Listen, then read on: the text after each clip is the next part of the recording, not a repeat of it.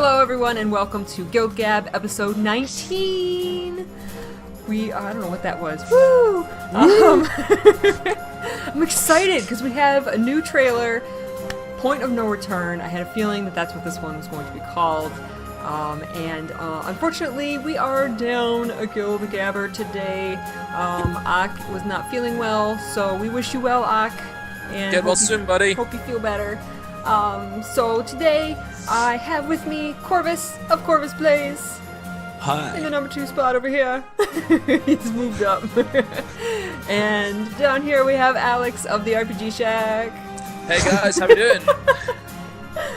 So today we've completely forgot to talk about the new changes to the daily system last episode. So we will get to that. But first, I think we need to geek out about this trailer, even though there wasn't technically that much revealed, but there was some scenes that got me a little hyped. Yeah. What'd you guys think? Well, it's an ArenaNet trailer, so you know it's there's not really much in it, and most of it is just recaps and stuff. But I don't know, it got me hyped as much as usual, really. Really looking forward to seeing what answers they give us, if any, and what kind of cliffhanger we'll definitely get as well. It'd be pretty good. Yeah. I don't know. Go on, sorry, mate. No, I'm done. For me, there's a lot of kind of stuff. It's like, we've seen that before. Someone's wrapped up in a vine in one of the fortresses in the Silver Wastes, which I thought was kind of cool. But I think what we're all leaning towards is the ghostly figure who appeared in the Priory Library. Indeed. I already read the speculation on Twitter, thinking it's Turiasa, and the character model does. You put them right next to each other, and the character model looks extremely similar, if not identical. I mean, it kind of links in as well to what I think to where they're trying to go with Ritlock, because if Ritlock's dived into the mists, and if I remember rightly, Turiasa had something to do with the mists in the original campaign, because he was something to do with where you became ascended and all that kind of thing when you had Crystal to do the missions. Desert, Ilona. To me, everything in this trailer is pointing towards the Crystal Desert and Ilona. The portal where they have the runes up above. Those are the runes that are on the Ascension Stones, which that's in the Crystal Desert. Everything is pointing to the Crystal Desert. I want to go there so bad. What I think would be really interesting as well, if I loved Nightfall's lore, but I found it impossibly hard to play at the time. But what's really interesting, they cut to, hopefully this bloke is Turiasa. Then they cut to the statue of Abaddon. And then in Nightfall, one of his descendants was Varish, who was corrupted by Abaddon. So I hope they can link that up, because Varish Ossa and was one of the things that I really, really enjoyed about the original about the Nightfall lore, and then you tie that into Ritlock with his eyes covered, and obviously Cormyr is this sick blind god, and it'd be really cool if we did start to get some non-Tyrian lore, but again, but then we've got Mordramoth to deal with, and where is this leading us? Yeah, well, that's what I've been finding difficult. It's not like especially difficult, but it's like they're so separate. Like what we've been doing this season is like its own thing, and then we've had these little like trickles of stuff to do with the gods and stuff like that, and it just seems, I don't know, it doesn't feel yet that it kind of all fits together. So I'm looking forward to seeing how it's gonna tie in, and as well, like, I mean, this is all like Elonian stuff, and everyone so far has been thinking of Caithe, and I don't know, it spun everything around for me personally, because I really thought Caithe would be the next place to go. Everything with the Zephyrites, maybe I'm wrong. And everybody continuing to want the Tengu so badly does point towards Caithe, especially the Zephyrites. But everything in the second half of season 2 is really pointing towards Ilona, so it's hard to say. And then when we go into the Crystal Desert, what's with the egg? What's with Glint? Like, there's all these little loose ends that need to be tied up, and I am kind of worried that we're actually not going to get a lot of answers in episode 8. I don't know. It's just like at this point, there's so many loose ends. You have Ritlock. We didn't see any hints about Ritlock in the trailer in any of these trailers that we've gotten. But they keep teasing us with pictures of Ritlock. It's like, what is this? I don't know what to think. What do I concentrate on? There's a constant stream of pictures of Ritlock and things that could so easily be tied to what's going on with Ritlock, but we've seen no like actual evidence that he's going to come into play with like all the way through this. Like people were expecting, with the next patch we'll see something to do with Ritlock because we saw that picture, and it's just like, I mean, maybe they're just trying to remind us of what's going on, keep us like guessing and stuff like that, but I'm wondering when they're planning on implementing this stuff. Because if it was like just going to be another loose end to throw out, to deepen the lore and stuff, that's fine to do, but don't bring him up like he's relevant if he's not going to be relevant, So maybe it's something that could be dealt with in, whatever they're going to announce at PAX or something like that. Mm-hmm. Well, here's the thing. I was kind of thinking about this today, and everyone's on board the hype train for an expansion now, aren't they? I think. No, let's be honest. I mean, we've certainly been discussing the prospect of an expansion, in our little chat group, and there's certainly a lot of chat about it on the community forums and in the game. Everyone's really hoping that it's an expansion, and I was thinking about it today. I was thinking it'd be really kind of interesting to see them do the expansion and the living story as well, because this is what I think that people are kind of expecting them to stop doing work on the living story in order to promote the expansion. And I think I'm not quite sure how I feel about it. I think that a massive influx of new content would be good, but at the same time, you have to keep the living story going. You can't just go, oh, right, we're going to focus completely on this now, and then we'll leave that to a later point, because then, of course, you've got to start tying in your new areas to your living story. So perhaps if they announced the expansion and said, oh, by the way, we're going to keep the living story going, you've already got this. You've already got this kind of live narrative with the living story, and at the same time we've got 10 new zones, we've got a new class, we've got maybe a new race or something that you can go and do as well. But for your main characters that are already here and already in the game and already max leveled, we've still got this relevant content for you to do as well. Yeah. Then see, the way they would flow together is something I've been thinking about a lot as well. Like I think I said a couple episodes back that I expect them to announce an expansion at PAX, but for it to come out much later in the year, and maybe have a third living story that really ties the plot into that, like leading into it, or something. But I don't know, maybe they can juggle it. I mean, they've had people, I can't remember like the size of the dev team or whatever, but the Living World team is really small compared to how many people they've got working at ArenaNet. So if they've been able to work on background projects and have this small team of people do the living story, then they could easily keep that small team, throughout the year, and maybe, while an expansion's out and people are playing through it, keep that up, like you said. Would that kind of be like double content though, if you had the living world and an expansion? I think the reason I think that's kind of unlikely is because they don't have to. If they release an expansion, they don't have to do anything until a few months down the line or a couple months in before they have to start working on the next thing they're going to release.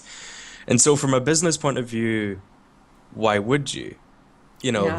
It's what we want. We want to have as much stuff as we can, but I can't see that really happening unless they're really like tied together and relevant, and it's necessary to do that. So that's why I think it's maybe more likely to have a season in between, the announcement and the actual release of the expansion or something. Or at least a couple episodes, some combining, some bridging episodes, maybe not a whole season. Yeah, like the first half. If they announce the expansion, then it comes out like next year, it'd be like, oh, come on. Yeah. I think as well, I mean, if... you know how you could Nightfall and factions in Either North all tied into prophecies, like you had your little kind of transition missions where I think at the end of somewhere in prophecies you could meet Menlo. And he says, "Oh, we're going off to Xingjie to go and meet my old master Togo." So if they put in something like that, like you say, a couple of episodes or something to tie it in together, that'd be really cool. But I think that one of the things that I think is pushing towards an expansion and perhaps doing something like this as well is I think we were saying it in the previous GuildGab that we're at a point now where the living story doesn't bring in new players. And the only thing that really brings in the new players was the Chinese launch last year. God, I can say last year for 2014 That's now. crazy. Yeah. And admittedly, when they go, we were taking 50% off the price, which anyone who doesn't play Guild Wars here, even when it's on sale, if you just want to knock around in it for 20 hours, just buy it for £15. It's so worthwhile That's getting. ridiculous. That's a steal. Yeah. And, even if you end up putting it down after 15 hours, you've still got 15 hours of great game there, so it's worth it. But apart from that, there's been nothing to really drag new players in. I mean, I got into Guild Wars through factions, and that was the first kind of campaign expansion. And I think, especially if there's been as well as all the story stuff, there's been all this speculation about new classes, new races, especially with all the stuff that Shaman's been finding by digging through all the information, all this stuff that is kind of pointing towards either something new, perhaps updated guild bits and pieces, or everyone's on board the hype train. Yeah. Choo choo, bitches. They said that we know that if they are going to release some kind of expansion type content, they're not going to do it in the typical way. I got that from how the announcement on the PAX South site was worded. So they're not just. It sounds like they're not just going to do it the typical way. They're going to do it, the ArenaNet way. And I think, what about something like having a full-blown expansion that you have to pay however much for, $50 for, and then there's all this new map, possibly a new continent, but everyone is allowed to go there, whether you buy the expansion or not, so you're not splitting up the player base, but like the story and the story rewards and stuff like that are tied in. Possibly even the new races are only if you buy the expansion. So then you have everyone's allowed to go there, but and you're going to see people running around as Tengu or Skrit or whatever new race, and come on, are you not going to... I don't want Skrit, but I know a lot of people do. I think that's a really good way of doing it, that I hadn't actually thought of. I mean, the ideas I had were just them rolling it out periodically, or you could buy like a season pass kind of thing for it or something, but I think that'd actually be a really good way of doing it, because it keeps the world open and connected. Right, there's not this continent that you're not allowed to go to. Yeah, exactly. Like you're blocked off through this, Azura Gate or something. It's like all connected. Sure, you can still, go there, but you can't go do inside. You can't do anything. You can't play as these. You have people run around as Tengu, and you're like, oh, I need that, and then you go and buy it. I think if they introduce like the story segments for the expansion, basically the exact same as the personal story, like just another campaign like that. And if they gate the new races and stuff, like if you behind, buy the whole expansion, the purchase, you get everything. When they release a new story, you get everything for free. If you don't buy it, then it's 500 gems per each episode. Yeah, well, I think that's the best way they could do it without just doing a box expansion.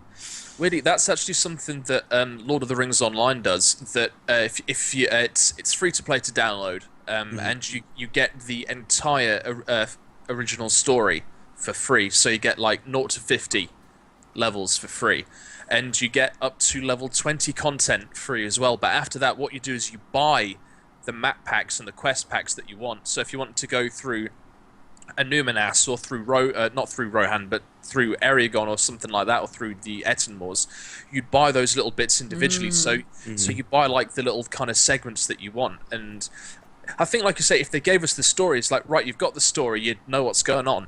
But if you want to do the rest of this stuff, if you want to be cool, if you want to be a Tengu or a Skrit, no, I agree, no Skrit. I don't want Skrit. But I mean, if we were hoping for playable races, is Tengu at the top of everyone's? It might not be at the top of everyone's list of like what they'd want, but I think they're the most likely.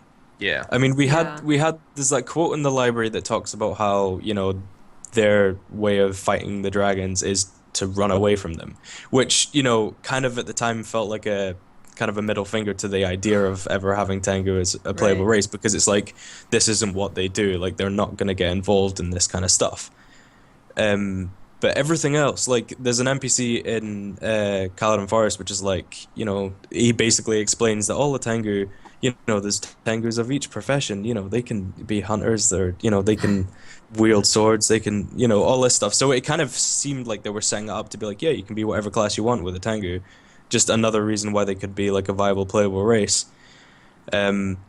But there's that one thing in the library that kind of felt like it's not going to happen. That was just to fool us. That was to take us off track. Oh, well, we're not getting that's Tengu. Probably it. See, I still say Morgemoth's vines are going to come up in the Dominion Winds, and they're going to be forced to come out. I think that'd be the best way they could introduce them as well. If like, because all of the Tengu from all over Tyria all moved to the Dominion of the Winds. Like, they all fled, and they all are in there basically now. So if that was to get destroyed, then they have nowhere else to run. So they have to get involved. They might not like it, which I think might add a really cool dynamic if they're that really gives them great resentful lore about the right whole off thing. the bat. That's their personal story, is how they are reluctant to fight, but they were forced to because their home was destroyed. Bam. I think it's perfect. So, you know, whether you like the Tengu or not, you know, you should. There's a lot of reasons why they'd make a really good they'd make a really good playable race. I think, but I don't know. I think they would surely they'd have to add like 2 playable races, because the problem I have is that if they add Tengu, then you're only going to see Tengu. Like, you play Guild Wars 2, everyone's a Tengu. That's just how it's going to go. So surely they'd want something to balance it out, but I can't think of any races that would kind of fit as well. Everybody wants as much as... Like, people say the Largos would make a really cool race, and they would, but I don't think it's their time. It'd have to be more underwater themed, you know? Like, it couldn't be... they wouldn't fit, like, for lore reasons, they wouldn't really fit into this kind of story, so I don't really know what else would. This is kind of what I'm in an attempt that I would feast on the delay. They announce an expansion, and they go, but it's an underwater expansion. Just watch everybody explode with rage. No. Expansion, new race, new armor. Underwater. They'd have to sort out so much. Like, they couldn't do that. No, that would be suicide. It would be. But the thing is, I'm the only one that is still enjoys underwater combat. I think it's a great thing. They delayed the game for a year because they couldn't get it sorted.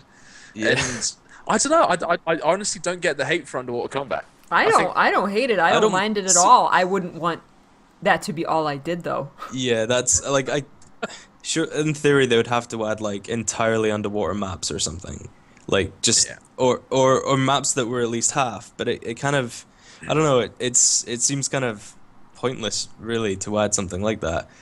And I don't mind the underwater combat. It's better than most games. Like, everyone hates water levels in games, like everyone. And Guild Wars 2 does it really, really well, but I still find combat underwater just being a bit kind of messy everywhere. You know, you don't know where the enemy is in relation to everything. It's just frantic.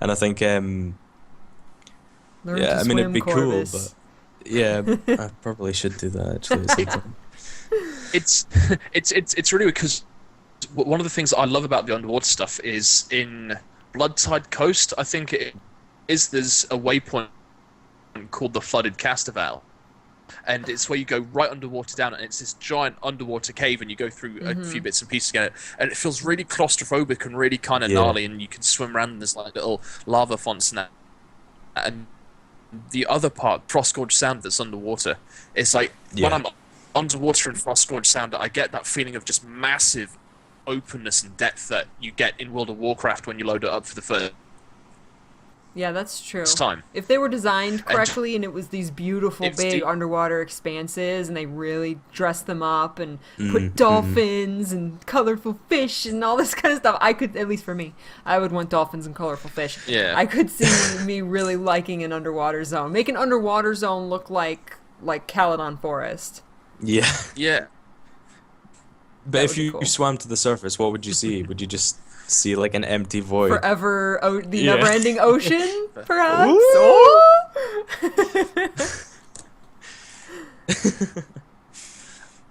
I mean, the other option is in terms of new races is the Kodan. If they, because I mean, if we're talking about shifting our views somewhere else, and there's also the Shiver Peaks as well. Yeah. And so the Kodan could be up for a new player race.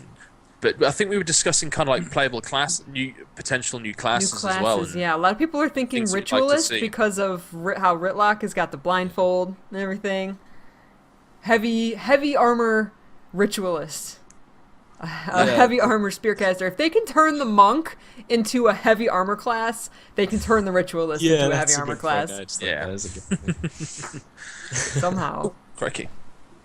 Oh, but it'll be interesting to see what happens, because at the moment this is all just speculations. Like, we've got no idea what they're going to announce. Yeah, no clue. Don't know anything. But I still want Ritlock to come back with like this army of ghosts or the gods themselves, because we also got that hint in the Derman Priory that the gods are nothing but really powerful beings. Yeah, like they're not really gods; they're just really powerful magic users. Yeah, pretty much.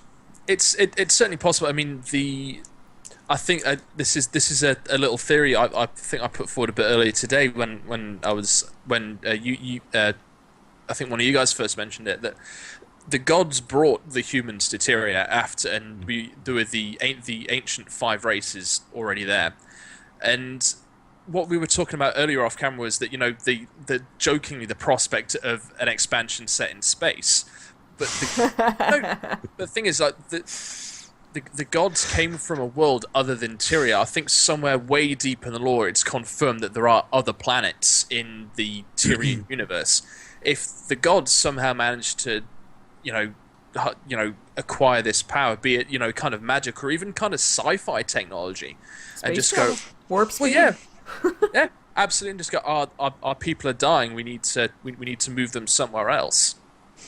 And really more of an act of self-preservation rather than divine intervention. We are getting out there now. I've got some others. I've got some absolutely ridiculous ones that I came up with this morning when I was bored at work. Theory crafting to the ridiculous and beyond. No, perhaps not. Some of these are very, very silly. I'll behave. I did like Corvus's idea of Scarlet being a failed CERN experiment. That was Alex's idea. That. Oh, was that you, Alex? Yeah, I think so. A clone of Caithe. The clone. Well, that's something that we saw in this trailer. Was we saw a lot of Caithe. We saw her both in the past, because we do have one memory seed left. So I'm guessing we're going to start out using this last memory seed. Maybe this will finally let us know Caithe's big dark secret, because we see her and Wynn. We see Wynn like looking scared and like shaking her, and Caithe's just like whatever. And that's young Caithe, so I'm guessing that's the memory. And then we also get a shot right after that of Caithe as we know her now, at least looking how we know her now. Yeah. So what's going to go on here? We don't see the egg at all. So, well, I think if you remember where the last episode left off. The door with what I think everyone is fairly certain is something to do with the Forgotten. We found it, and that was it. So if the memory seed is used behind that door, well, I guess it's got to be, hasn't it? Because that's where Caithe ran off to. Right. So use the memory seed behind the door. If she encountered the Forgotten, if she encountered something that says "bring the egg here," if you on the off chance you happen to find a dragon egg, I guess. Yeah. See, it's strange as well, because again, like, I think I've kind of overlooked that connection, or like forgotten it, like, because the door in my head is so connected to the whole ascension thing and with that stuff, just because of the symbols on it and stuff. But that's directly connected to Caithe and her memory. So I have no idea what could have happened there, that's going to be so crucial for us to see. Anything could be on the other side of that door. Dun dun dun. Yeah, I mean that's true, and Mordramoth behind that door this whole time. What if it's like the ending to The Wizard of Oz, and it's just like a guy behind the curtain controlling everything, like screens. Yeah, I'm a very good man. I'm just a very bad dragon. Do you think we're going to get a new world boss? Because we got hints of, we saw the shadow of the dragon Yeah. at the end of the trailer, and then we saw that big purple flower thing, which I still think is to the very far west of the Shiver Peaks, that those lanes are going towards. That West. has to get uncovered this Yeah, episode. It has to. Because we saw that at the end or during the story of one of the patches. I think that will be the world boss. I think the Shadow of the Dragon's gonna be completely in an instance as part of the story. I think so too. I think because slaying that thing, or I'm assuming we're probably gonna kill it. That's gonna have like story implications and stuff like that. Like they couldn't, it's not gonna feel amazing if you kill it and you're like, yes, we did it as part of the story, but it spawns in 2 hours or something like that. It's just not gonna feel amazing. I think that'll be instance, but the flower thing, I think that'll definitely complete the Silver Wastes with a big like kind of end world boss. I think that'd be really, really cool. What if it's a new fractal? What if it's a fractal boss? Well, it could be. Or a dungeon at the end. There'd be no reason for it to be in a fractal, though. There could be a Ritlock fractal. A Ritlock fractal. Oh! There we go. There we go. Yeah, I think, we solved all of your problems, Arena. I think that is a good point, Peachy. It'd be a bit daft to kind of gate new instance content behind what would be a 20% chance of getting that new content. It'd just be awful, wouldn't it? Yeah. But maybe if it turns out like how the Mytrin battle went, whatever the patch was with Mytrin, like the Sky Pirates of Tyria thing, where you got her boss battle, and then after that patch ended, she became a fractal boss. Mm-hmm. So maybe that's possible. It'd be a good way of keeping that alive. Adding more stuff for people that run fractals and stuff. That'd actually be quite good if they just kind of took that and then, made it a fractal afterwards that you could just play through. That'd be cool. Mm-hmm. Go ahead. Because I was just going to say quickly, because I think that is something that people are starting to miss now. They're starting to miss things like the Battle for Lion's Arch, the marionette fight, which I still maintain. Aside from the Super Adventure Box, I think it's the best update that the game has had since launch. I love that fight. So cool. So cool. It was such a shame that was just a totally temporary thing. I don't know that. Yeah. I really, really like that fight. I think implementing it into how Silver Waste goes, the whole push and pull thing, and then, you keep your camps for however long, you enter the breach, and then you all come out from all over the map and all rally to those lanes. Run through those lanes, and then I don't know, maybe we need more people on lane 1. We need more people on lane 4. Exactly. Okay, now everybody go. It was just a cool atmosphere, like everybody working together. Yeah, that's so good. And I think if they add anything close to the marionette fight in the Silver Wastes would be so good. We're due a decent boss fight again, aren't we? I think. Yeah, definitely. Yeah. I mean, I was really pleased with that Terragriff boss that we had in the caves with really the aspect masters and stuff. I really like that fight.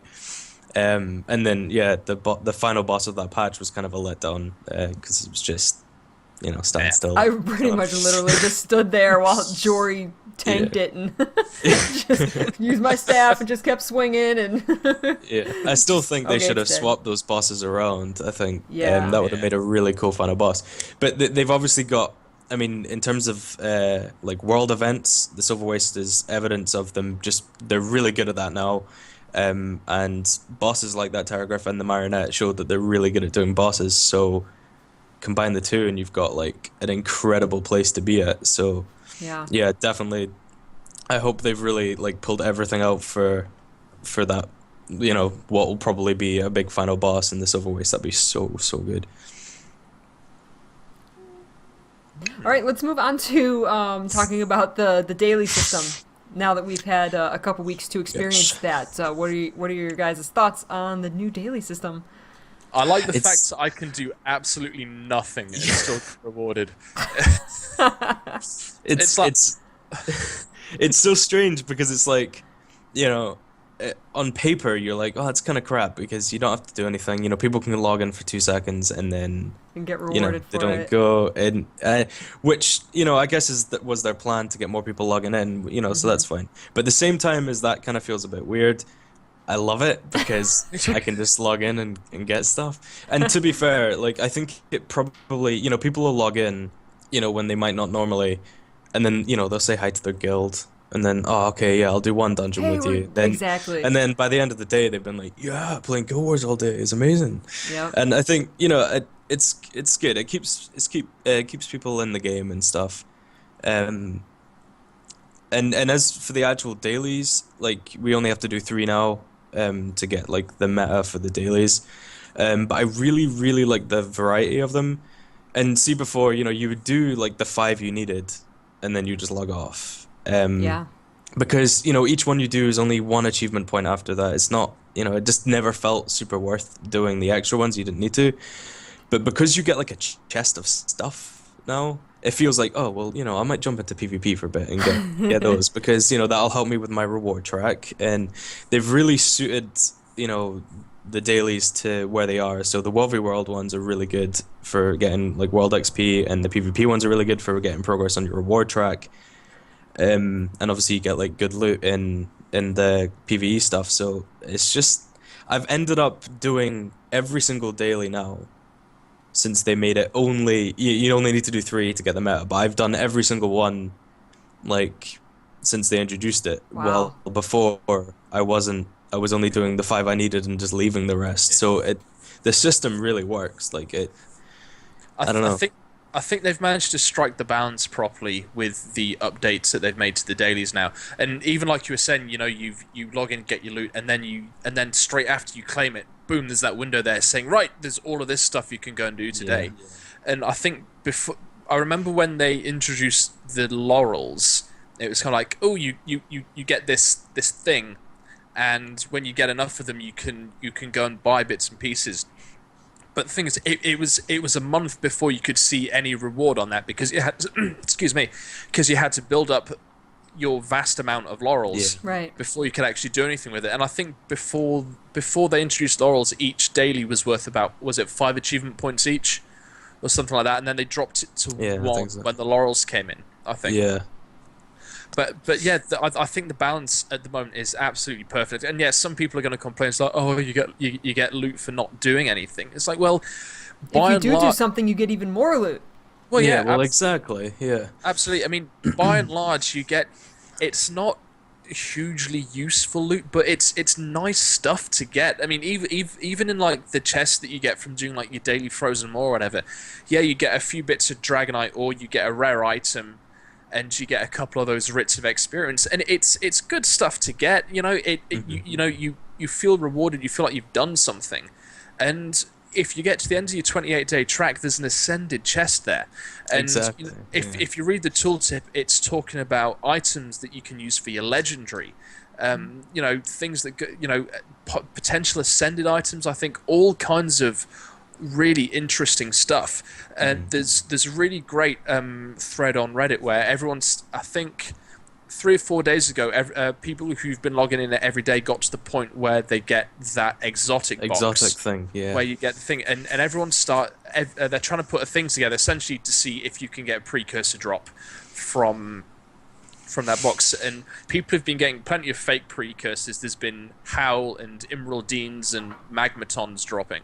So if named weapons can drop, I don't see why precursors can't. It doesn't have precursors. Yeah. It's an exotic chest. Yeah. And the thing is, it's like if a box there which has the capacity to give you a free precursor doesn't get you into the game, right? It's it's like once a month you get a chance for a precursor. You know, it's not bad at all. Yeah, it's a great system, and I think I was a little bit disappointed that the monthly has disappeared until I logged in one day and got a bag of 15 laurels, and I was like, no, whatever. I don't really care. I really like the login track. Just, you know, you can see. You're going to ensure that you log in every day because it's progressing you to something you're going to want. Like you see in a week you're going to get something that you really fancy. Yeah. You're going to log in each day because you want to get to that. And it's not like, oh, well, I'll log in, a week and get it. It's like you have to keep logging in, like, on consecutive days. I think it was a really smart move for them to make it visible, what you're gonna get, and makes people more inclined to do it. And for the people that kind of complain that, you log in and do nothing, like, you can't complain about getting stuff for free, first of all. And if they're complaining because, it means people, don't have to play the game, they just log in and then they leave. But they're logging in to get stuff to use in game. Like, they're gonna play the game. They're gonna play it They're not eventually, gonna log in and collect this stuff for the next few years, collecting all this shit and never Never play it. use Like, it, that's never use it. so yeah, I think. And if they do get that precursor, you can bet your top dollar that they're gonna either sell it or start making their legendary. Well, yeah, they're absolutely. gonna use it, and thus they're gonna start playing the game. I think this new system is really good, like really good. I love it, really do. And like to the point where I've kept playing just to tip over into the next day so I can get, it's cool getting. Oh, I've got the login chance. I'll play for another half hour. It's fine. I'll get it. It's just it's cool as anything. If you knock it over to like 2 minutes past midnight and you're there, it's like, yes, I've got the next chest. But that's the thing. I mean, I've got a bunch of friends that are playing Warlords of Draenor at the moment, and as I understand it, once you've got your garrison, you can send people to play the game for you. Yeah, to gather materials and stuff and comes back. stuff And there's like there's a bit of that in Dragon Age Inquisition as well, but that's an offline game, and you just kind of go, and it's like, well, at least this system is getting people involved, and one of the things that they really wanted to do was to get players outside of their comfort zone, to get PvEs going into PvP, to get people who've done nothing but play World v World for the first time to go and check out some of the world bosses. That's what I like about it. Yeah, it's gotten me to play. I like World versus World, but I don't play it a lot just because I'm just running around in PvE doing whatever I do. Yeah. But because of those dailies, especially like for the first week, I always went into World versus World to like get my last one, and it was fun. I was like, I forgot how much I enjoyed running around in WW. Yeah. And so I really like that, and I love hearing that people are going and trying out PvP. It's not my thing, but I've heard a lot of people say that, I just go in PvP, do a couple rounds, finish my dailies, and I forgot how much fun it was. I don't know how many times I've heard that. Like, it reminded them of how much fun the other game modes were. I really love about it. Especially because, they've got the new PvP system in there now, and so, the whole thing is way more streamlined, and it means people from PvE who've never played PvP before can so easily just jump in. You literally click one button, you can be straight in a match. It's just, it's really good. And, you can get your dailies doing it, but the actual specific daily rewards for PvP are awesome because you get, like, potions to drink, which boosts your reward track. Like, you can get twice as many rewards, from however many matches you're doing. And it's just, I think it's really good. And, yeah, the loot that might not be, like, amazing, the Jormag, do Jormag or do the Frozen Maw or something, but those are rewards you're getting, like, on top of the rewards you get for doing that world boss anyway. Right. And a month ago, you were, you were doing it just to get your timing gold it chest and getting, doing the world boss rares chain. and you're done. Yeah, exactly. This is just like a free rare and some experience for your alts. That's totally cool. And that's the thing, if you go back 18 months before the Queen's Gauntlet, you didn't have your daily boss chests. You didn't even have champion bags. And it's really weird to think of the game without champion bags. You think back, it's like, well, why the hell did I play this game in the first place? If the loot was that terrible. Exactly. And on top of that, there's a real feeling of progression out. And I know that achievement points, they're capped out at 35,000, I think, isn't it? Is it like 25k for achievements and 10k for dailies or something like that? I think it's 10k for. I know it's 10k for dailies. I don't know how much for the rest of it. But I think it's something like that. But you get 10 achievement points for your doing your daily, and then you get your extra bits for doing the extra ones you do. On top of that, you now have your festival dailies as well. Yeah. And in the last 2 weeks, my achievement point score has just rocketed up. I've only played for about 6 hours since Christmas, and we're on the 6th or 7th of January now, and I've shot up 300 points, and I've not really done anything. And having that progression there, because some of the end game rewards are so cool. Like, I only figured this out the other day, but the Hellfire and Radiant armor, when you get the chest piece and the leggings, it's all different for light, medium, and heavy. If you've not had a look, go and check it out in your wardrobe, because they all look amazing. And getting people towards that, if people can see that and said, right, how many achievement points do I need to get a full heavy set of Hellfire armor? And then they see it, and then just go, right, that is what I want to do. What do I need to do? And instead of that kind of admittedly slow grind where you rack up your single achievement points every day from doing quite a bit of gaming, you've now got, you could blast through whatever, you could get your 10 achievement points in half an hour, and then you can go and check out the other stuff, like you've been saying. Yeah.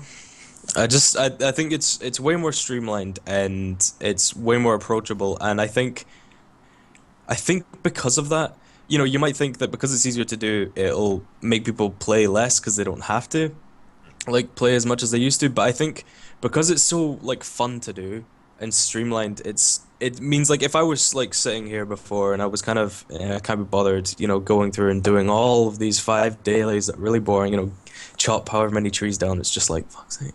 But because it's so easy and streamlined to do, I'm way more likely to log in and do it, and while I'm there, I'm going to be playing more. So plus, once you get your dailies most people, done, you get them out of the way, and then you can go do what you want, rather than it's going to take me an hour to do my dailies. That's all I'm going to do, and then I'm going to log out. There were a lot of people that probably would have logged in to do their dailies, but really couldn't be bothered. But now we're logging in every day because they get the login rewards, and it's way more streamlined. And because of that, they're finding the game a lot more fun and are playing for longer. I think while it takes less time to do now, it's actually making people play longer because it's fun. It's a lot more fun than it used to be. So yeah, I love this new system. I think it's really, really good. Really solid move on their part.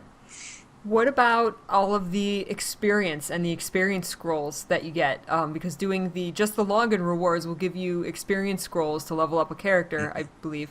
And then you're getting the little experience, whatever they're called, that you can... The writs of experience, yeah. Yes. Whenever you complete a daily, you get one of those, and those you can give to any character on your account. So you can basically level up your alts without playing them. Yeah, what do which you is think what I've about been that? doing. That's what I've been doing with my new Elementalist. I'm just playing PvP and every now and then to do the dailies and getting the writs from different events and stuff. I've just been leveling my Ellie. I'm just gonna do some quick calculations without playing. You need 20 writs of experience to go up a level, so you need 1,600 writs of experience to level a character from level 1 to level 80. But you're absolutely right. You get what, 10, 15 tons of knowledge for just doing your daily track. It's I've barely played my engineer and he's level 50. So Right. I'm almost running out of character slots. I think I have 12 character slots, and I think I have 9 80s. I'm I'm running out of alts that need leveling. But yeah, I mean, they totally don't even, they don't even have to think about adding in an instant level 80 thing, because it's just so easy. It's always been easy to level up in Guild Wars, and even in Guild Wars 1, leveling was just there for the sake of it, really. It was all about getting there quickly and then just focusing on what you want to do. Skill points. Especially in factions. Oh my gosh. Yeah, you're right. It was all about the skill points and the skills that you unlocked, and which 8 you use. Whereas leveling, I remember in Prophecies, it took it still took quite a bit to get to 20. If you start in factions, you will be to 20 in 2 hours. They give you so much experience for completing your quests. I think that was how they originally designed it, though, because I think they expect you to be level 20 by the time you get to Kaineng, and by the time you do the Gandaran Fortress mission in Nightfall. Gandara represent. Gandara is the best server, not Destination. But by the time you get to the Gandaran Fortress mission, they expect you to be level 20. I think because, and it's great because when I first got there, I just loaded up my skill bar with Signets of Capture, and just ran in with 2 dervish skills, and was these are all mine now. That was one of my most fun achievement tracks. or hero title tracks get in Guild Wars 1 was capturing all the elite skills. I thought that was so much fun. Like looking at the wiki, I have the wiki open over here, and I like check off when I got a skill. Okay, where's this one? What boss do I need to get to? I thought that was a lot of fun. I really liked it, except that dick of a worm that was somewhere in Snake Dance Gren's footprint. Oh, Orna's Pass. Snake Dance is the worst. Yeah, and it was this worm that it was just such a useless necromancer skill, and I can't remember what it was. And because by that point, I mean, like I think there were about 3 viable necromancer builds. There's like the Jagged Bones one from Nightfall. There was Spiteful Spirit and Minion Master, and this worm that you had to chase through like six or 7 really high area levels of the game to try and find. Well, everything else just kicked your ass.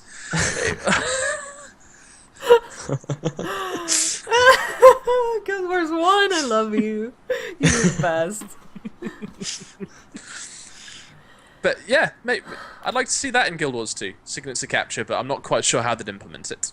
I'd like more skills, very much. I think if we get that's more something professions, or if we get more races, we have to get new professions, we have to get new skills, we have to get new weapons. I think that all of those things are just combined into one. Like, we have to get all of those. That's expansion material right there, is those 4 things. I think so.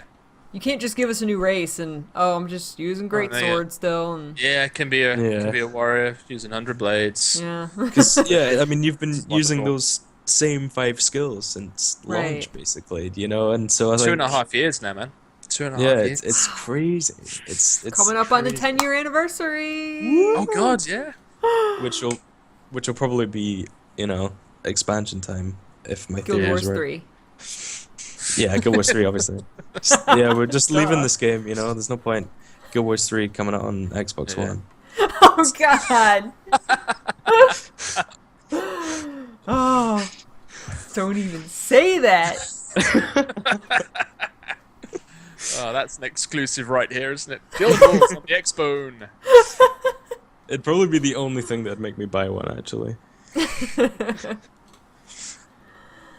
But no, the game's in a really strong position at the moment. Yeah, I think the PAX announcement's going to be like, I think the tipping point for a lot of people.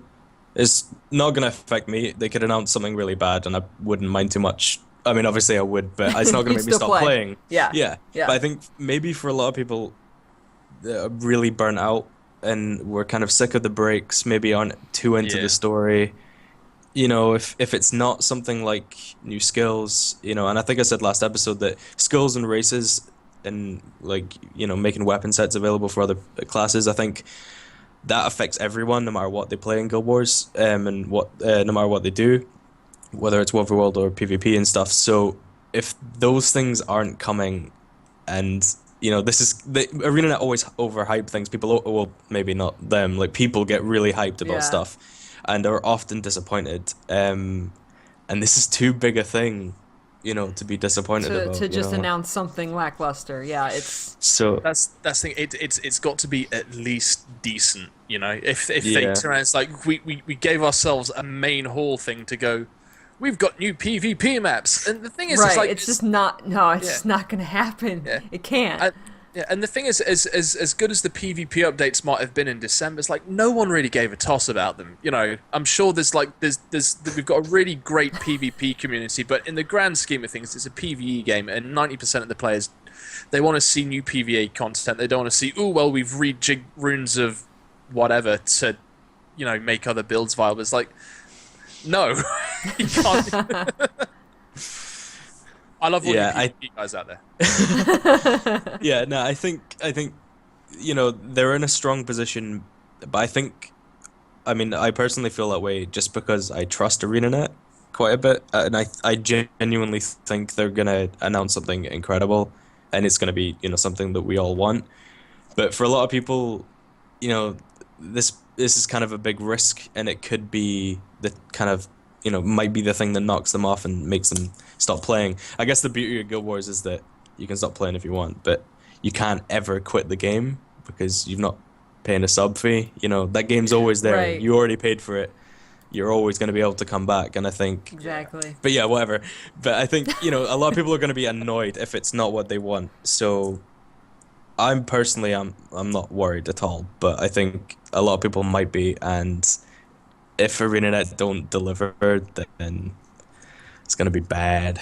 It's going to be bad. Especially with ESO potentially going free to play. Free to play, exactly, or buy to play or something, It's I think I sound like I feel like I've brought the mood down. I didn't mean to. This is gonna be amazing. No, it's totally expansion confirmed. It's gonna be amazing. Confirmed. High five. Confirmed. Hype train. Everyone confirmed. Don't worry, everything's confirmed. It's gonna be good, but I think there's a risk here for a lot of people. It could be something that people might not. I need an announcement from them. Where is our? I want to go to GuildWars2.com and say we're going to PAX.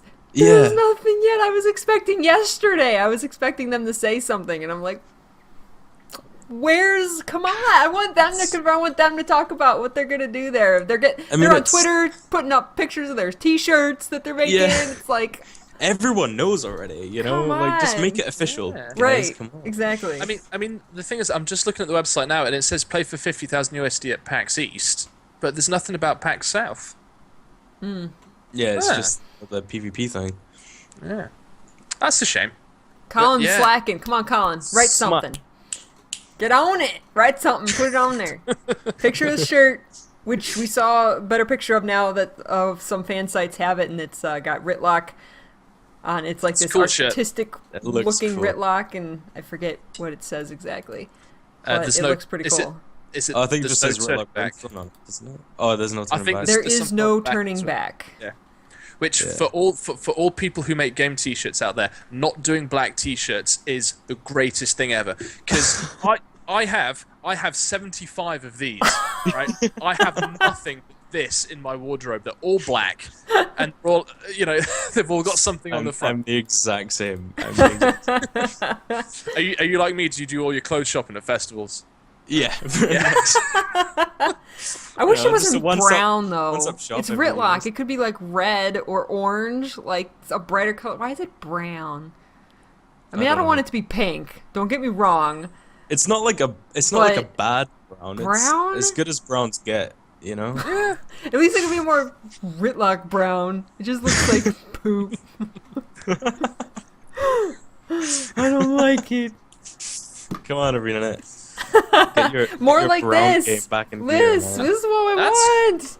We want Where'd you get? That's cool. Where'd you get that from? Scarlet. I got that from It's a one of the gift. fan sites. No, that's I won it. I forget. I won it from some fan site. There was a couple fan sites and Twitter accounts. This one I think I just got randomly. It said like retweet this and win a T-shirt, and I did. Awesome. See, ArenaNet. I think asked Richie you just last- got sent one. I That's didn't get mad. just sent one.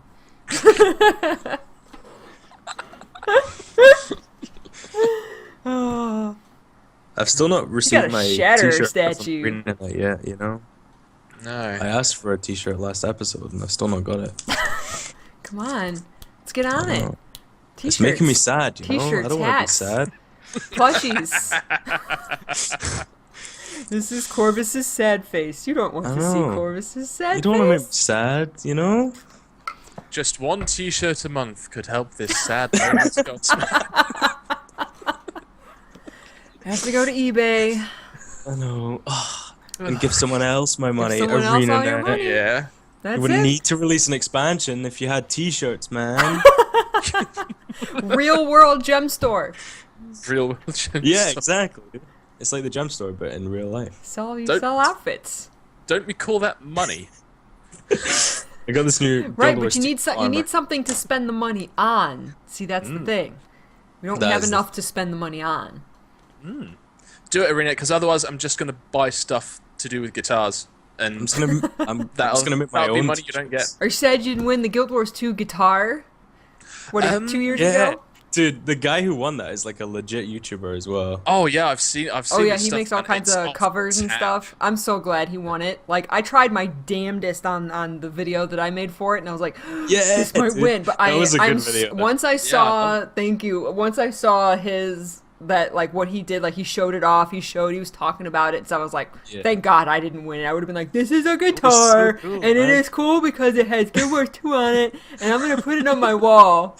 As cool as anything. And never touch it again. I'm so glad he won it. Yeah. At least for me, it was like the first fully 3D printed guitar I'd even heard of. Yeah, it was. Yeah, so it was cool. 3D printed. Were you a little bit like me when you saw? Were you a little bit like me when you saw it? It's like a guitar that's not made out of wood. This is gonna sound rubbish. Sound bad. Didn't sound too bad. No, it sounded nice. Got a really nice clean tone. Mm-hmm. I could have done with that as well, ArenaNet, you know. I mean, it's fine, but I'm not annoyed about it. Yeah. It's not our fault we didn't enter the competition, but whatever, you know. We are just about at an hour. We are. We did good. That's crazy. I thought this was going to be a short one, actually. Yeah, it was. I did too, actually. It was supposed to be a shorter one, sorry. It's like, oh, an hour. They must know loads about the trailer. They must have inside info. No, it's me just crying about t-shirts all the time. More complaining about merchandise. An expansion chat. Every episode. Until we finally get one and then we're like, and then we'll just talk about that expansion. That'll be fine. Alright guys, thank you for watching another hour-long GuildGab. Thank you so much for all of the comments you guys left last time. They were very positive and encouraging, and we really appreciate that, so thank you so much. We love doing this. We have a ton of fun doing it, and we're going to try to do it weekly. So if you have questions, please feel free to leave questions down below. We don't really get many questions that aren't just simply answered in the comments, so that's why I don't pick any out. And maybe soon we'll have special Corvus music to open and close the show. Maybe. Maybe. Probably. Definitely. Yeah, you will. Awesome. Either that or I'm just going to record me playing the Guild Wars 2 theme on a kazoo, and that's going to be it. Right, we're not getting any of my music. I'm taking submissions. Alright, see you guys next week for Point of No Return. That's what it's called. Yeah, awesome. The big finale, man. The grand finale. It's gonna be good. Maybe. Good. Definitely. Okay, bye! Alright, see you later, guys. Take care. Bye!